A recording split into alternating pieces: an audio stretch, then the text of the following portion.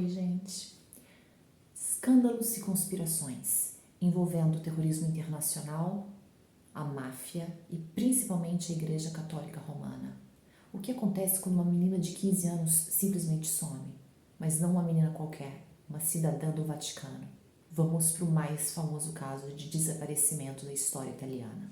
Estamos em Roma, ainda na Itália, no dia 14 de janeiro de 1968, que é quando nasce Emanuela Orlandi, protagonista da nossa história. Quando começa a nossa história, ela está com 15 anos e mora no Vaticano com seus pais e 4 irmãos. Ela é a segunda mais nova.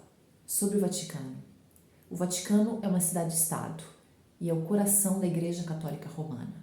É um estado independente, tendo como chefe de estado o Papa. Na verdade, é o menor estado independente do mundo. Ali mora o Papa, cardeais e toda a realeza da Igreja Católica. Mas também tem pessoas que moram ali por trabalho. E uma dessas famílias é exatamente a família de Emanuela.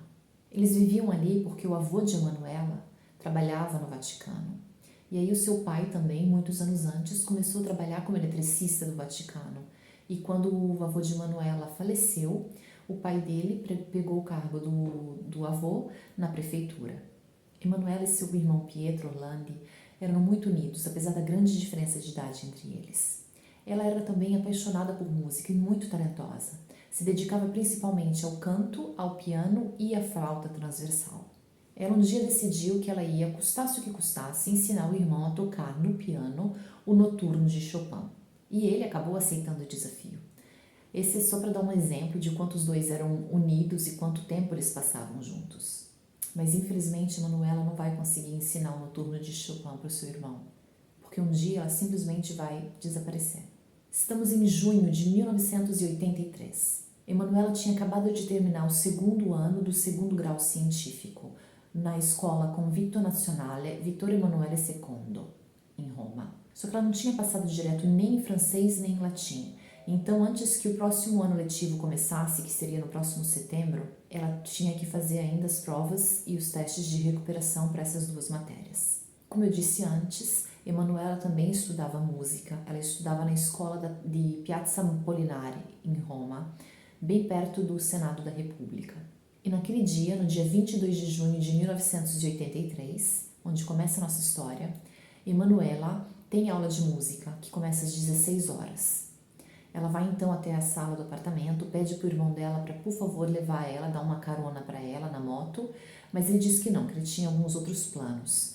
Ela estava com muito calor aquele dia, era no meio do verão, Roma estava sufocante, ela não tinha nenhuma vontade de pegar o ônibus, mas ele disse que ele levaria ela um outro dia para que ela perdoasse ele, mas que aquele dia não tinha como.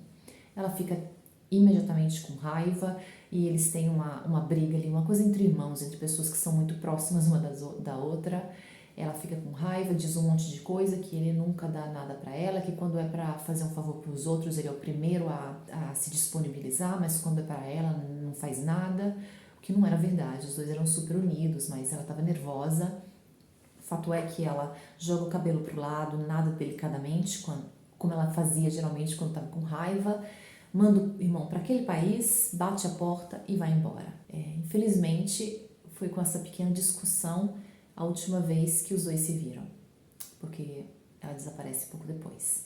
Emanuela vai então para a aula, que começava às 16 horas e fica ali até às 18h45, que na verdade é 10 minutos antes que terminasse as aulas. Ela pede para sair 10 minutos antes.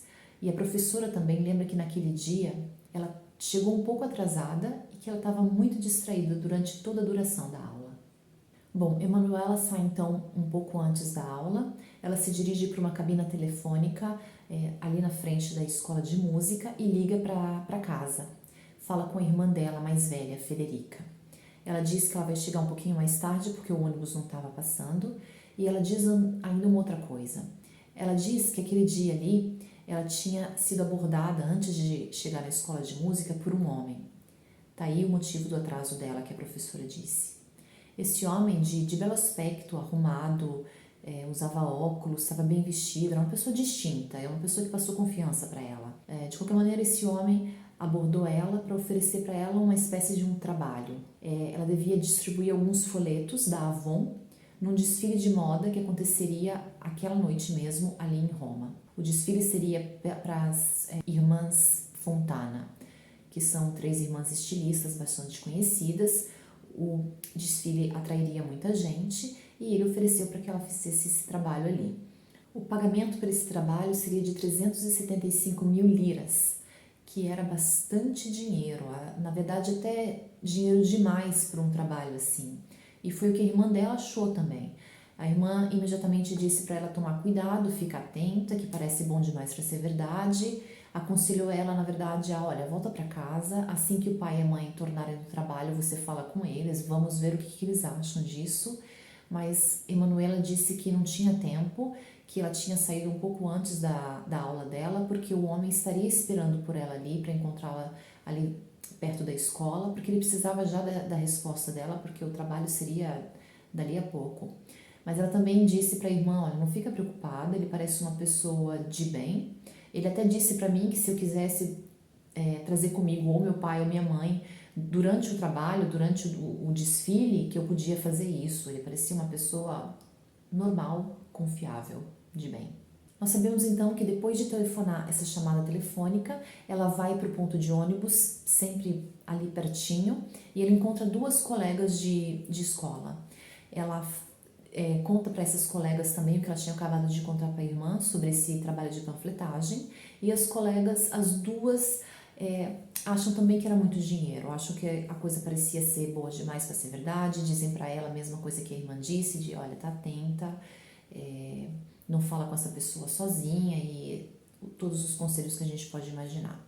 O ônibus chega enquanto elas estão conversando, as 2 amigas de Emanuela sobem no ônibus, mas na hora de entrar no ônibus, Emanuela diz que ela prefere esperar o próximo, que esse está muito cheio, está ainda muito calor e ela vai esperar mais um pouquinho. Considerando tudo que aconteceu depois, pensa-se que Emanuela tenha usado só como desculpa essa coisa de o ônibus está muito cheio, está muito calor, eu vou esperar para o próximo.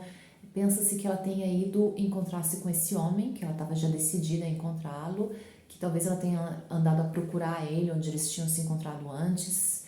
Certeza a gente não tem, são só especulações, porque o fato é que essa foi exatamente a última vez que Emanuela foi vista. Assim que dá o horário que Emanuela costumava chegar em casa, que era no máximo às 7h45 da noite, a família começa a se preocupar. Realmente não é uma coisa que ela tinha nunca feito. Se ela estava para se atrasar, mesmo que 10 minutos, ela ia numa cabine telefônica e ela ligava para a família avisando, que é o que ela tinha feito. Ela tinha avisado a irmã que o ônibus que ela pensava pegar não tinha passado, e ela nunca tinha feito isso antes. Eles começam imediatamente a ficar muito preocupados e achar que alguma coisa, como um acidente, por exemplo, pudesse ter acontecido. Então a mãe e uma das irmãs da Emanuela vão a pé até a escola e fazem esse trajeto de casa, escola, casa, a pé, para ver se alguém viu alguma coisa, se encontravam a Emanuela ali, se tinha acontecido algum acidente ali nas últimas horas. E o irmão, Pietro, faz esse mesmo percurso, só que usando a moto, também tentando procurar ela, e uma das irmãs fica em casa tentando ligar para os contatos, amigos da Emanuela, pessoas que eles conhecem, que moram ali perto, qualquer pessoa que pudesse de alguma maneira ter falado com a Emanuela ou saber alguma notícia, ter ouvido alguma coisa. A família já estava toda desesperada, eles não sabiam o que fazer, eles sabiam que alguma coisa estava errada. Era difícil não pensar que tivesse alguma ligação entre um homem mais velho que, naquele mesmo dia, aborda Emanuela e oferece para ela dinheiro fácil, e o fato que ela, algumas horas depois, simplesmente some. Com isso em mente, o irmão Pietro fez o giro toda a noite com a moto, procurando em cada canto do Vaticano. Ele foi em praças, ele foi em jardins, em cada ângulo. Ele já estava procurando o corpo da irmã, ele estava pensando no pior. Ele pensou que aquele homem fosse um maníaco que tivesse se aproveitado dela, ou até uma pessoa que tinha sequestrado ela para vender. Não sabia mais o que pensar. E já no final da noite, Pietro acompanhou seu pai até a polícia para fazer a denúncia do desaparecimento da irmã. E infelizmente eles chegaram ali, eles não tiveram a recepção que eles acharam que eles iam ter. A polícia imediatamente tentou tranquilizar eles, dizendo que ela provavelmente estava com amigas, que provavelmente naquele momento, enquanto eles estavam preocupados, ela estava comendo uma pizza, que ela tinha esquecido de ligar, de avisar que ela ia sair. E um dos policiais, o policial do ano, o rei da sensibilidade, chegou a dizer, olhando para a foto de Emanuela que Pietro segurava nas mãos, que ela não é tão bonita assim, eu não sei por que vocês estão tão preocupados. E deu uma risadinha. Inútil dizer que naquela noite a denúncia não foi oficializada. A polícia disse que eles teriam sim que esperar 24 horas, o que naquela época era verdade, como não tinha ainda uma lei. A polícia podia sim dizer que não via porquê, que não via necessidade de se abrir um inquérito, e foi isso que aconteceu. Eles disseram para a família que eles teriam que esperar. E além do fato que naquele período era 1983, não tinham ainda todas essas leis e o protocolo que se segue hoje em caso de desaparecimento, porque a gente sabe que as 24 horas primeiras são essenciais, a gente também tem que levar em consideração que se tratava do Vaticano. Era uma coisa sem precedentes, era uma coisa que não é que acontecia pouco, é uma coisa que nunca tinha acontecido. Um cidadão do Vaticano nunca tinha desaparecido. Fato é que 24 horas depois a família volta na delegacia do Vaticano e eles fazem a denúncia. E dali, daquele momento em diante, parte a investigação. A coisa estranha é como parte essa investigação. A primeira coisa que a polícia pensou em fazer foi alertar o Papa. O Papa, que naquele momento estava fazendo uma visita oficial à Polônia. E assim, o irmão fica chocado. Ele diz em entrevistas depois. Ele não entendeu por quê, pelo desaparecimento de uma menina de 15 anos, que algumas horas antes a polícia estava dizendo que provavelmente estava comendo uma pizza, eles tinham que incomodar o Papa, que estava numa viagem no exterior. Não fazia nenhum sentido. Mas, de qualquer maneira, as investigações partem, têm início e a polícia encontra rapidamente um policial que estava trabalhando naquela região ali entre o Senado e a Escola de Música, que fica numa praça, e um guarda urbano que viu Emanuela, e todos os dois viram Emanuela falando com um homem. Esse homem era mais velho do que ela, ele tinha por volta de 40 anos, ele estava bem vestido, era uma pessoa alta, calvo e com o rosto comprido. Os dois, na verdade, principalmente o guarda urbano, conseguiu lembrar de detalhes suficientes para que fosse feito um retrato falado bem detalhado desse homem. Uma das primeiras coisas que a polícia fez também foi contratar a empresa Avon para saber se eles tinham alguma ideia do que pudesse ter acontecido. Eles disseram que não sabiam de nenhum panfletágio para nenhum desfile, inclusive deixaram bem claro que a empresa é conhecida por contratar só mulheres. Eles não têm nenhum homem trabalhando para eles, não faz sentido para eles que tenha um homem recrutando pessoas para fazer panfletagem para eles. E a polícia também foi até o ateliê das irmãs Fontana, que também disseram que não tinha previsão de nenhum desfile aquela noite, muito menos uma panfletagem naquele desfile. Poucos dias depois do desaparecimento, o pai e o tio de Emanuela Orlandi simplesmente cobrem o Vaticano com cartazes com a foto dela e com os detalhes do desaparecimento. E isso tornou o caso extremamente público. Porque, como eu disse antes, não só a quantidade de panfletos que eles colocaram, que era realmente impressionante, mas o fato de que era uma coisa que nunca tinha acontecido antes, tornou o caso imediatamente um boom na mídia. O fato é que 2 dias depois dos cartazes serem colocados em massa pelo Vaticano e do caso ter ficado conhecido assim em toda a Itália, em todo o mundo, a família Orlandi recebe 2 telefonemas de 2 homens diferentes. Um deles chamado Pierluigi e o outro chamado Mário. Nenhum dos dois quiseram o sobrenome. O fato é que os dois contam uma história muito parecida. Os dois tinham encontrado uma menina com a descrição mais ou menos de Emanuela, que estava vendendo alguns objetos na rua. Entre esses objetos, alguns cosméticos, alguns perfumes da Avon. Na descrição, a menina sempre usava óculos, ela era morena, tinha mais ou menos a altura de Emanuela. Ela estava carregando sempre um porta-flauta. Um dos homens chegou a dizer que ele estava com a namorada quando ele viu essa moça, essa menina, e eles pararam para falar com ela e a namorada pediu até para que ela tocasse um pouco de flauta. E a menina disse que não, um pouco envergonhada, ela disse que ela tinha outros óculos ainda para usar se ela tivesse que tocar. E aqueles óculos eram muito grossos, a armação era muito pesada, e ela tinha vergonha de usar aquilo ali na rua. E a família, com esse detalhe, ficou achando que realmente tinha muita coincidência, que tinha muito a ver com a Emanuela, que realmente tinha astigmatismo, e para tocar ela usava grossos óculos pretos. Bom, não só esse detalhe, mas outros detalhes também fizeram com que a família acreditasse realmente que pudesse ser a Emanuela.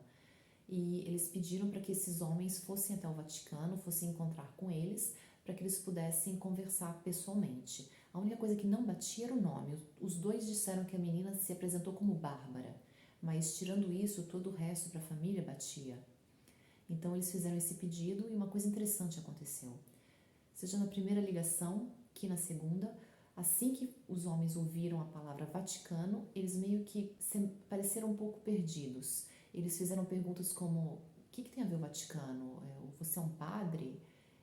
É como se eles não soubessem que o Vaticano tinha alguma coisa a ver com essa história, como se eles não soubessem que eles tinham ligado para o Vaticano, para pessoas que moram no Vaticano, para falar do desaparecimento de uma pessoa que era do Vaticano. Claro que é só uma teoria, mas a família Orlandi teve a impressão que esses homens estavam só repetindo a história que alguém tinha dito para eles, que eles não sabiam exatamente do que eles estavam falando. E então eles se impressionaram com a coisa de pro Vaticano, que eles não sabiam os detalhes, na verdade. Nenhum dos dois, obviamente, aceita o encontro e depois disso eles nunca mais ligam, nunca mais fazem nenhum contato com a família. As coisas ali estavam ficando realmente estranhas. E as coisas ficam ainda mais complicadas quando 11 dias depois do desaparecimento, no dia 3 de julho de 1983, o Papa João Paulo II resolve fazer um apelo público e menciona Emanuela. Desejo expressar a minha solidariedade à família Orlandi, que está aflita por sua filha de 15 anos, Emanuela, que desde quarta-feira, 22 de junho, não voltou para casa. Compartilho as ansiedades e angústias dos pais, não perdendo a esperança no senso de humanidade de quem é responsável por este caso. Ou seja, o Papa, pessoalmente e em público, na frente das câmeras também, fala sobre responsabilidade, sobre quem é responsável, dando a entender que alguém era responsável por ter feito aquilo, dando a entender pela primeira vez que aquilo ali era um sequestro, que ela tinha sido raptada. E até aquele momento, ninguém tinha falado ainda da possibilidade de rapto ou de sequestro. Obviamente, esse apelo faz a história explodir. O fato que o Papa fez um apelo e deu a entender que a família tinha o apoio da igreja desencadeia uma série de teorias. Como, por exemplo, o fato que o Vaticano soubesse de alguma coisa, que tivesse alguma informação a mais. E 2 dias depois do apelo, no dia 5 de julho, na sala de estampa do Vaticano, chega uma chamada anônima. É um homem dizendo que quer falar com o secretário de Estado e ele diz ser um dos raptores de Emanuela Orlandi. Esse homem tinha um forte sotaque, então a mídia começou imediatamente a chamá-lo de o americano. E uma das primeiras coisas que o pessoal ali da sala de estampa fez foi dizer para ele que queria uma prova de vida, que uma prova que ele tivesse com Emanuela e que ela tivesse ainda viva. Ele disse para chamar a família, que ele entraria em contato com eles e que ele faria essa prova, daria essa prova diretamente para eles. E ele, de uma certa maneira, fez. Ele fez a família escutar uma gravação com a voz de Emanuela. Nessa gravação, ela diz a seguinte frase: Escola Nacional Vitório Emanuel II. Eu deveria fazer o 3º ano do ensino médio no próximo ano. Científico. Essa frase é repetida 6 vezes. O irmão de Emanuela, então, imediatamente pede para o americano dizer o que ele quer em troca, o que ele quer como resgate para libertar a irmã. Mas o americano diz para Pietro que ele não tinha que se preocupar com isso, que seriam as pessoas do Vaticano que entrariam em contato com a família dentro dos próximos dias, para dar para eles os detalhes de como as coisas funcionariam dali para frente.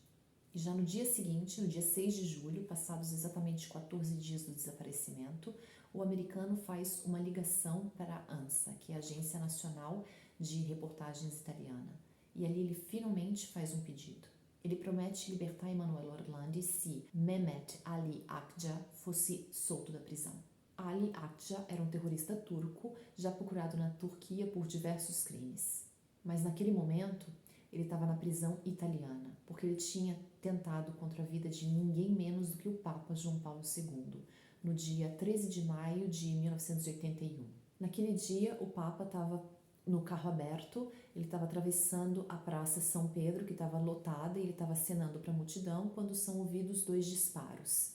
É Ali Akça, que disparou contra o Papa bem de perto e conseguiu escapar.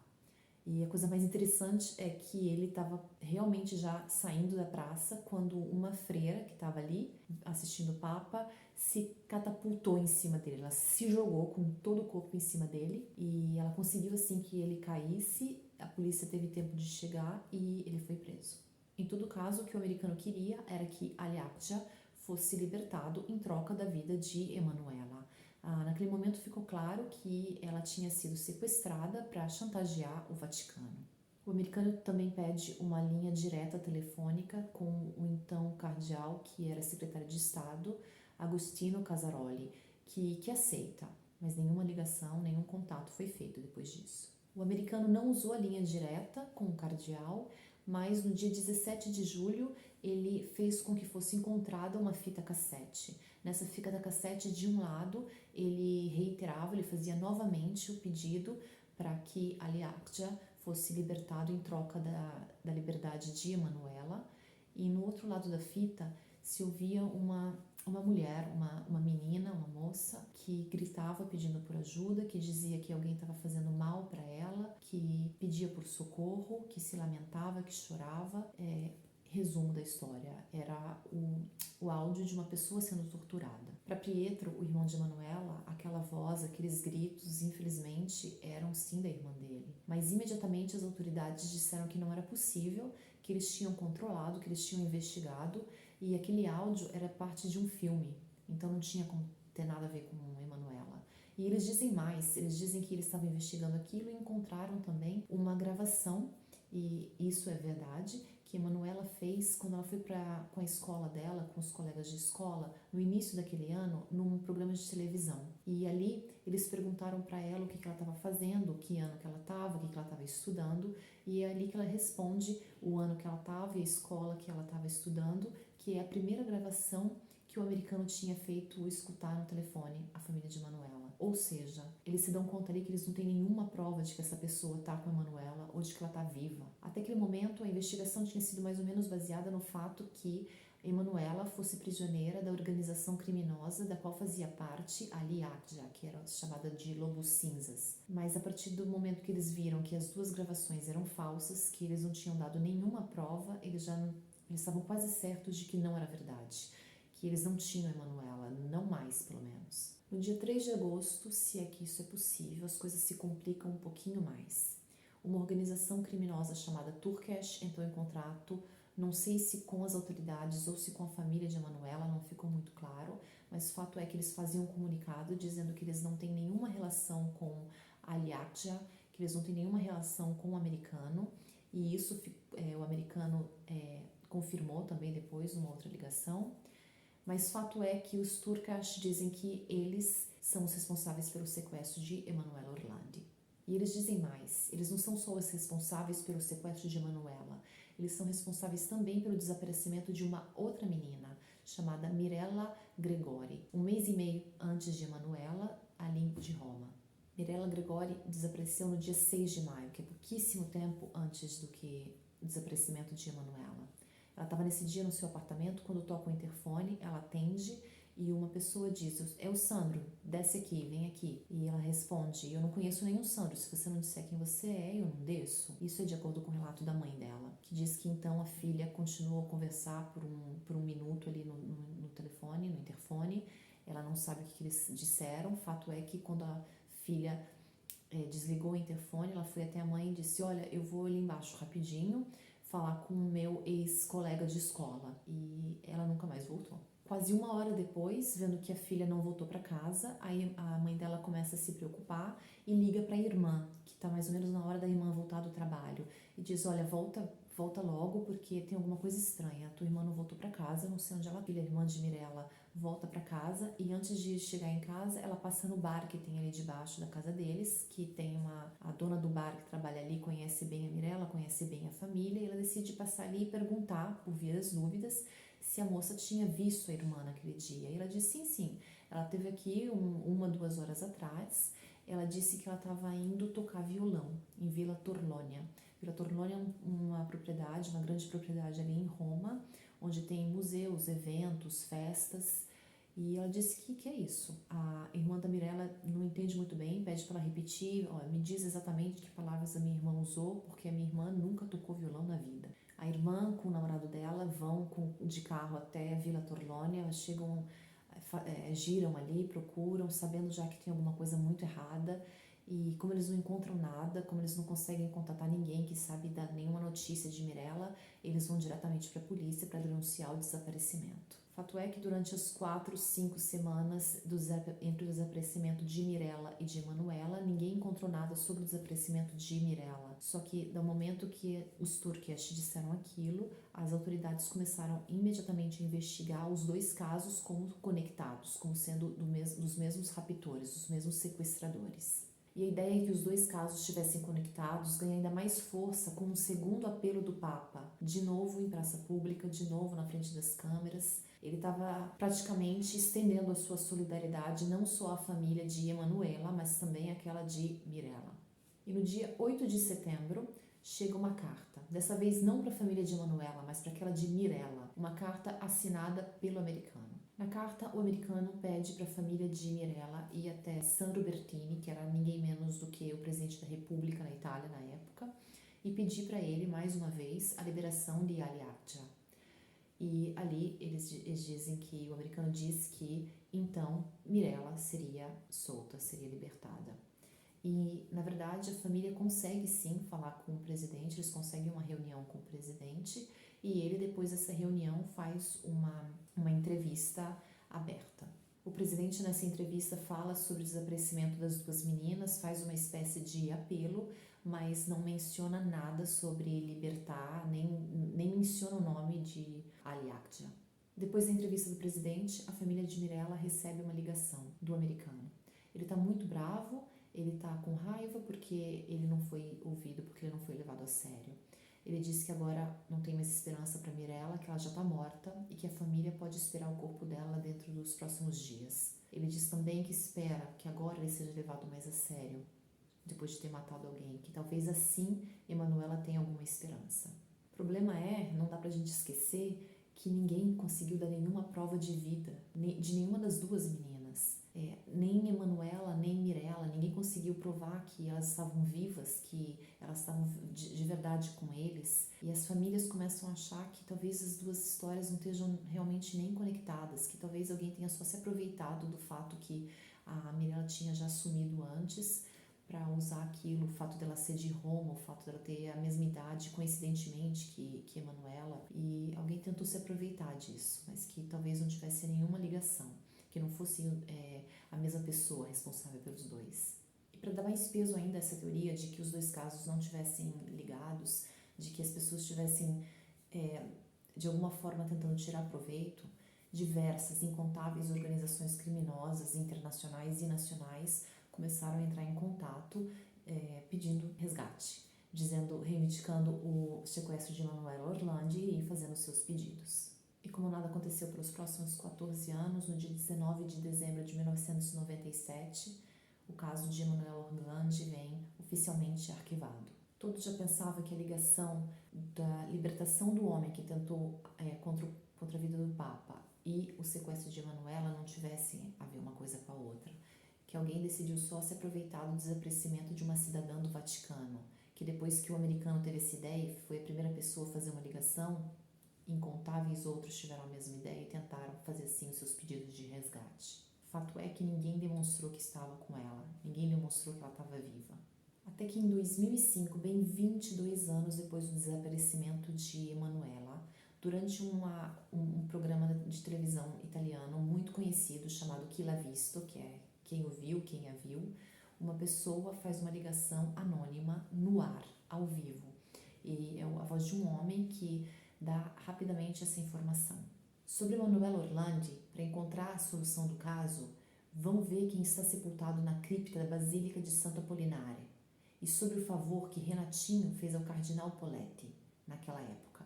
As autoridades decidem, obviamente, visto que foi uma denúncia feita em público, eles decidem levar para frente essa pista, investigar, e eles vão ver realmente quem está enterrado ali na cripta daquela basílica, que é uma basílica medieval, ela é bem no centro de Roma, ela é realmente um campo santo para poucos. As autoridades então descobrem que quem está enterrado ali é Enrico De Pedis, conhecido como Renatino, que é ninguém menos que um boss mafioso do Bando della Magliana. Bando della Magliana nasceu no bairro della Magliana, em Roma, por isso o nome.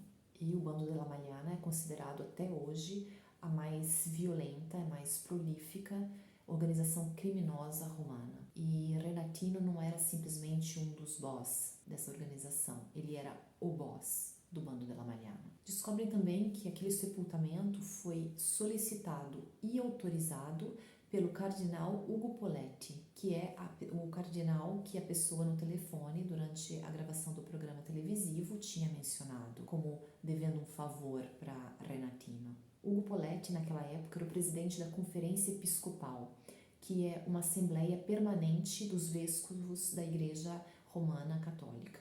Não é pouco. Mas a pergunta é, por quê? O que faz um boss mafioso sepultado em uma basílica a 2 quilômetros mais ou menos do Vaticano? Parece que não faz nenhum sentido, mas infelizmente investigando um pouquinho eles descobriram que um pouco fazia sim. Na verdade parece que é uma espécie de fetiche, uma espécie de desafio para os boss mafiosos, essa coisa de ser sepultado em lugares especiais, tido como difíceis, os mafiosos e os seus egos inflados. Acesso a uma sepultura eclesiástica requer um processo burocrático bastante complexo, e aquela ali era especialmente classificada como sepultura particular. Para uma desse tipo, o processo é ainda um pouquinho mais complicado. Entre os diversos documentos que uma pessoa tem que apresentar, está ainda um currículo de um mafioso, né? Mas o fato é que o tal Renatino conseguiu a tal autorização de um cardeal. E aí, nesse momento, seria interessante saber também qual é o tal favor que o cardeal podia dever a um boss mafioso. E resta a pergunta, mas o que tudo isso tem a ver com o sumiço de Emanuele Orlandi? Bom, para começar, em comum tem a localização. Essa basílica se encontra na Praça de Santo Apollinare, que é a mesma praça onde fica a escola de música de Emanuela, lugar onde ela foi vista por último. Começa assim uma nova investigação. Se a primeira investigação tinha sido sobre terrorismo internacional e o Vaticano, essa agora era sobre o bando della Magliana e sempre o Vaticano. O Vaticano aí como denominador comum, sempre. E vários fatores contribuíram para parecer que essa pista do bando della Magliana com o Vaticano fosse a pista justa. Por exemplo, o fato que uma das principais, se não a principal atividade do bando era o sequestro.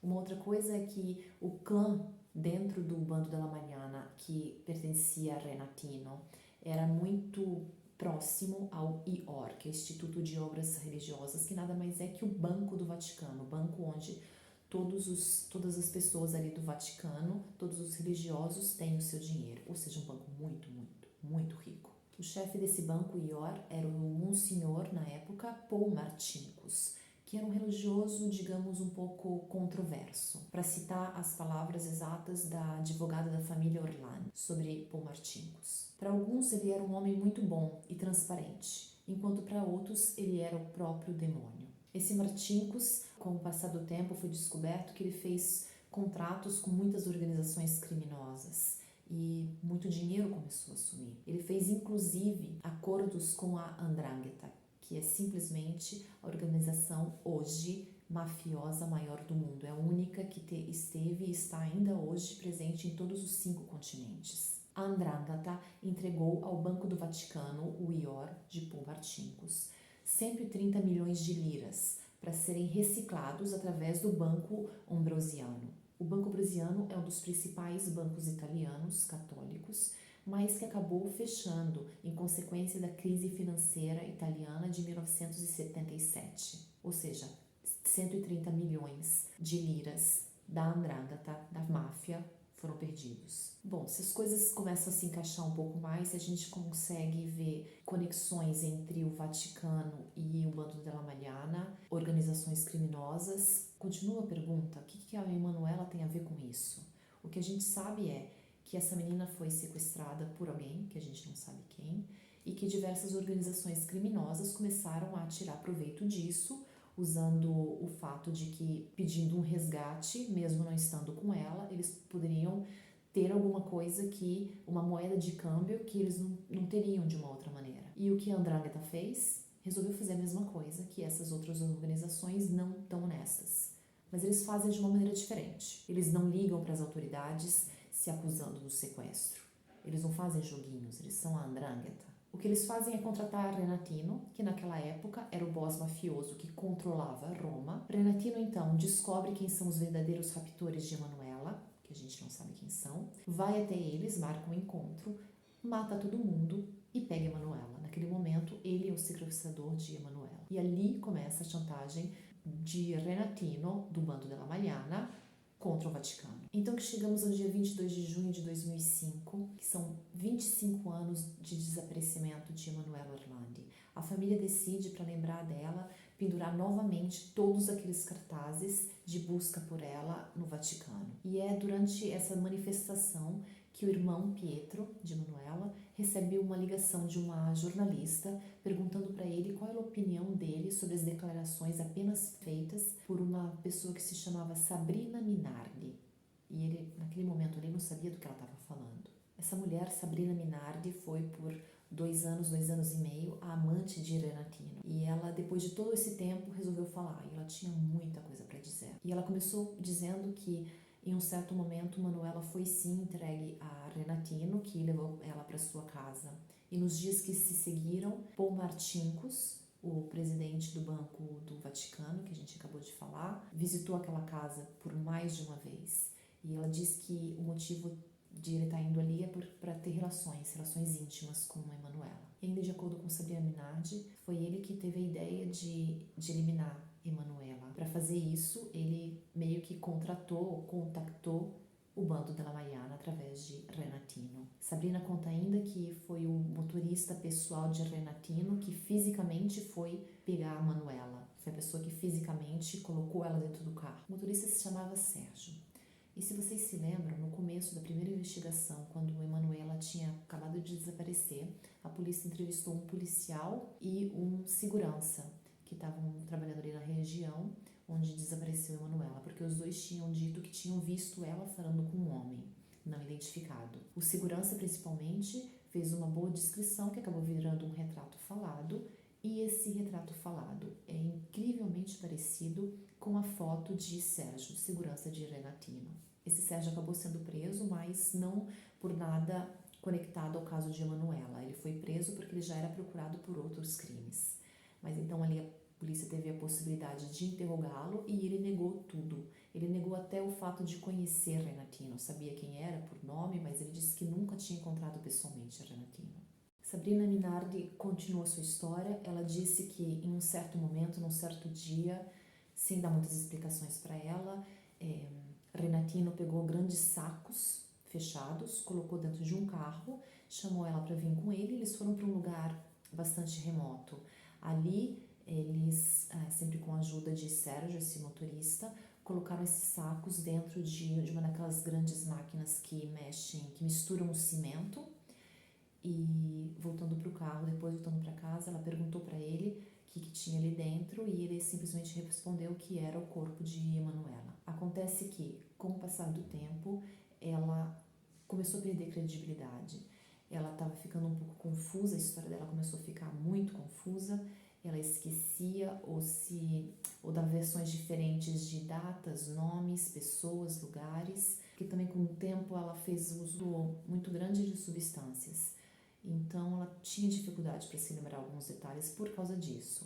A verdade é que a história dela começou a ter muito pouca credibilidade. Ela foi perdendo credibilidade até o ponto que ela foi considerada uma testemunha não mais confiável. Ela foi descartada como testemunha. Algumas pessoas chegaram a achar que ela queria um pouco de atenção no começo e que depois ela acabou se cansando dessa coisa de depoimentos. E algumas outras pessoas acreditam que ela tenha simplesmente tido medo de alguém ou de alguma coisa e resolveu ficar quieta. De qualquer maneira, em 2010 é autorizada a exumação do corpo de Renatino. De qualquer maneira, em 2010 é autorizada a exumação do corpo de Renatino. A tumba é aberta em 2012, 2 anos depois. É retirado o corpo, o cadáver que está ali, ele é cremado e eles colocam em um outro lugar, não tem mais autorização para ficar ali. E fazem uma investigação ali e não encontram, infelizmente, nenhum traço de DNA, nada que remeta a Emanuela. Algumas semanas depois, o procurador do caso de Emanuela, Giancarlo Capaldo, decide ir pessoalmente até o Vaticano, porque é claro que tem muitas perguntas sem respostas e é claro também que o Vaticano está de alguma maneira ligado ao caso. Vaticano continua a ser sempre o denominador comum em qualquer pista seguida nessa investigação. E a resposta do Vaticano foi que eles poderiam sim dar o nome de algumas pessoas envolvidas no caso de Emanuela, mas eles são muito claros. Eles dizem que eles dariam uma certa quantidade de nomes, mas que acima daquilo não podia se investigar. Ou seja, vocês têm que se contentar com essas pessoas, existe uma hierarquia aqui, acima dessas pessoas não se pode tocar em ninguém. Então essa negociação começou dessa proposta. Eu digo negociação, mas não é que foi exatamente uma negociação, porque, como explicou o procurador Capaldo, não pode existir uma negociação oficial entre um procurador italiano e o Estado do Vaticano. Mas o fato é que com essa conversa, com essa negociação, não negociação, estava claro, era prova de que o Vaticano sabia sim, muito mais do que dizia. O Vaticano sabia o que tinha acontecido, eles tinham como provar, eles tinham nomes, eles sabiam. Mas antes que essa troca de informações possa ser oficializada, antes que o Vaticano dê esses nomes, acontece que o novo chefe da Procuradoria de Roma, ou seja, o chefe de Capaldo, remove ele do caso de Emanuela Orlandi. Ou seja, essas trocas de informações, essa negociação oficial ou não chega a acontecer. E assim, no dia 6 de maio de 2012, 22 anos depois do desaparecimento, a segunda investigação do caso de Emanuela Orlandi. E assim, no dia 6 de maio de 2012, bem 32 anos depois do desaparecimento de Emanuela Orlandi, a segunda investigação sobre o caso também é arquivada. Mas na prática, os investigadores tinham ainda uma outra pista que eles queriam seguir. E essa pista tinha a ver com o Vaticano, óbvio. É descoberto através do depoimento de uma amiga de Emanuela que Emanuela, poucos dias antes do desaparecimento, tinha se aberto com essa amiga, era uma colega de escola dela, e ela tinha contado que ela estava se sentindo constrangida porque tinha acontecido uma coisa meio estranha. Ela estava numa das praças do Vaticano quando um homem se aproximou dela, um homem mais velho, e ele tentou com ela, ele fez avanços. E essa pessoa, Emanuela, disse que ela não podia dizer quem era, mas que era uma pessoa muito próxima do Papa. Então o cardeal Silvio Oddi decide também falar. Ele diz que naquele fatídico dia do desaparecimento de Emanuela, ela não desapareceu da frente da escola. Ele diz que ela voltou sim para o Vaticano e que ela saiu dentro de um carro com um monsenhor do Vaticano. Ele diz que Manuela desapareceu porque ela foi aliciada para uma das festinhas, uma das conhecidas festinhas que acontecem. E a favor dessa teoria tem também o depoimento do padre Gabriele Amorti, famoso padre exorcista da Igreja Católica Italiana. Ele diz que saber também tem informações de que Emanuela desapareceu porque ela foi levada para uma dessas festinhas com conotação satânica, que são organizadas pelo Vaticano. Padre Amorti vai além ainda e diz que sabia já dessa maneira de aliciar esses garotos e garotas para essas festinhas, que essa coisa de oferecer trabalho de panfletagem com um pagamento alto é exatamente a maneira que as pessoas que organizam essas festas usam para atrair os jovens.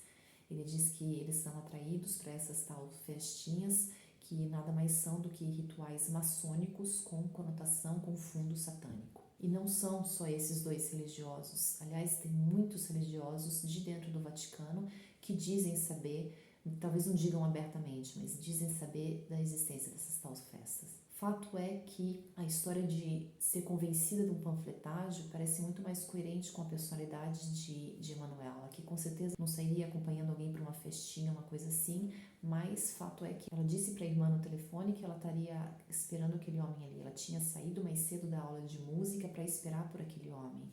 Se ela já tinha falado com ele, se ela estava ali esperando por ele, dá pra gente imaginar que ela confiava em um certo modo, que ele tinha conseguido convencer ela de um certo modo ser uma pessoa de bem e talvez tenha conseguido convencer ela a entrar num carro e levado ela rumo a um desses rituais. E é pensando nisso que o irmão dela, Pietro, lembra-se de uma das fitas do registro telefônico que o americano tinha feito eles ouvirem em 1983. E Pietro então decide ouvir novamente essa gravação, que era aquela fita cassete que o americano tinha deixado em algum lugar para ser encontrada, que de um lado ele fazia o pedido de resgate e do outro lado tinha a voz de uma pessoa sendo torturada, uma pessoa chorando, gritando. Pietro decide ouvir isso novamente e ali ele encontra um problema, porque em 1993, naquela gravação, tinha a voz dessa moça, dessa menina, que pedia por ajuda, chorava e gritava, e tinha a voz de 3 outras pessoas, 3 homens. Inclusive,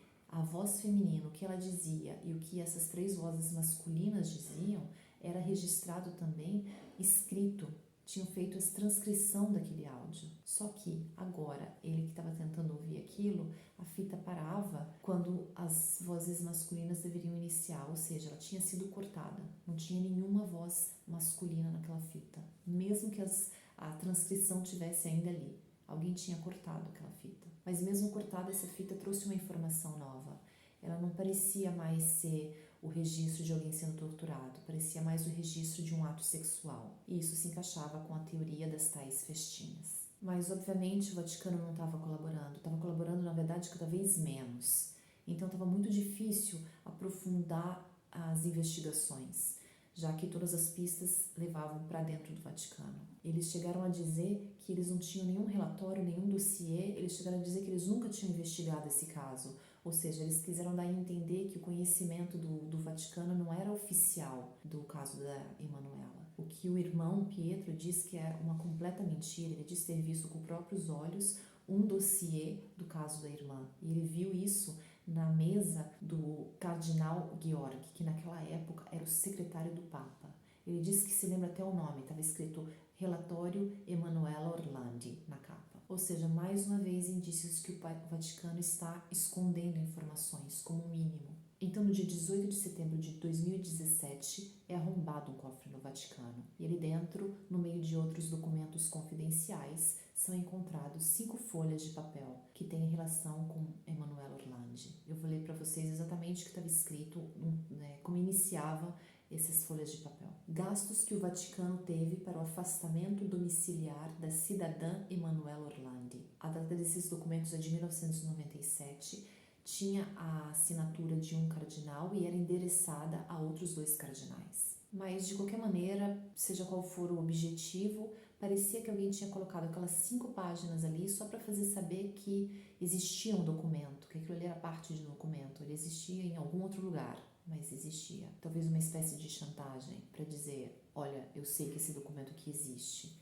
eu sei o tipo de informação que tem ali. De qualquer maneira, o primeiro gasto da lista era um gasto de 1983, o ano em que Emanuela desapareceu, e era um gasto para o transporte dela. E o último gasto era datado de 1997 e era listado assim: atividade geral, transporte até o Estado do Vaticano, com processamento de práticas finais. E esses gastos finais eram altíssimos. E fica fácil pensar que a palavra operações finais, o fato de ser um transporte até o Vaticano e o custo também, o valor daquele custo, fica parecendo que foi o transporte de um corpo até o Vaticano e a sua sepultura. E uma das coisas mais impressionantes que ficaram depois da descoberta desses documentos é se o corpo de Emanuela está no Vaticano, onde? Exatamente no Vaticano, que é tão pequenininho. E praticamente como uma resposta a essa pergunta, em 2012, o advogado da família Orlandi recebe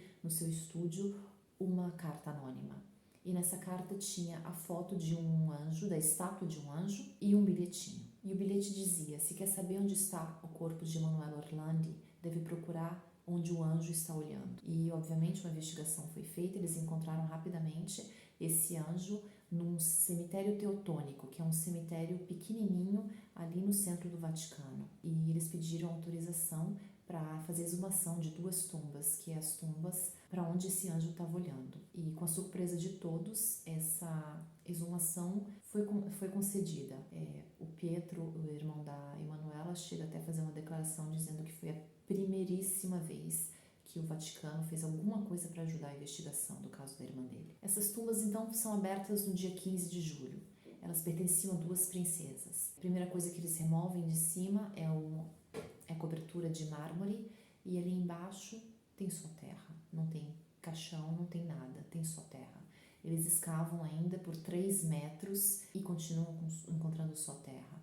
Até que eles fazem um buraco maior, desce uma pessoa até ali e não encontra nada. Não parecia que nunca ninguém tinha sido enterrado ali. Mas eles decidem continuar ainda escavando e é quando eles encontram ali 2 alçapões. E atrás desses alçapões, muitos ossos humanos. Bom, para ser mais específico, eles encheram 26 sacos de ossos humanos não identificados. Tinha ossos de homens, mulheres, crianças. E de quem são esses ossos? Nós não sabemos. Nós não sabemos porque aqueles ossos nunca foram analisados. O Vaticano chegou a dizer para a família que se eles quisessem, eles podiam ter o prazer de analisá-los, mas é obviamente ridículo para uma pessoa privada, para uma entidade privada ou uma família fazer a análise de uma quantidade assim de ossos, de 10 corpos mais ou menos, de ossos completos, custaria uma cifra exorbitante. E o Vaticano disse que eles não tinham nenhum interesse em fazer, então se a família quisesse, podiam fazer eles. Claro que não foi feito. Numa entrevista de 2020, Pietro Orlandi, irmão de Emanuela, diz: estamos falando de 26 sacos de ossos humanos, nunca analisados.